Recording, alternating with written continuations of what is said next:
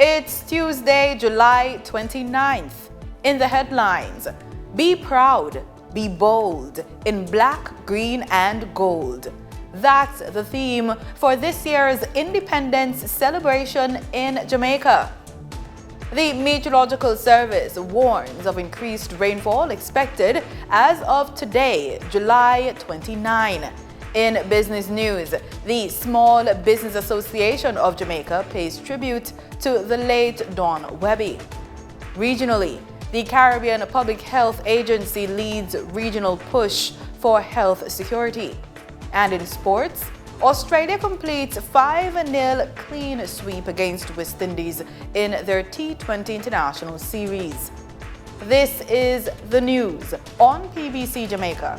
I'm Simone Absalom Gale. For our full newscast, head over to our YouTube and Facebook pages.